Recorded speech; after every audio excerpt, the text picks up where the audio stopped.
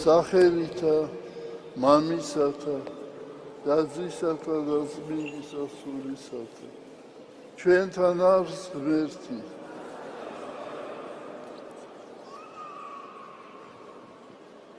ერთ-ერთი ესეთი კეთილი გრძნობა რომელიც უნდა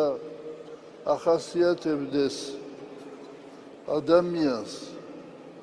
ეს არის მადლობა განსაცდელია თუ კეთილდღეობა ჩვენ ვმადლობთ უფალს მისი სიკეთისათვის მისი სიყვარულისათვის იმ მადლისათვის რომელსაც ჩვენ გვაძლევს აი დღევანდელი სახარება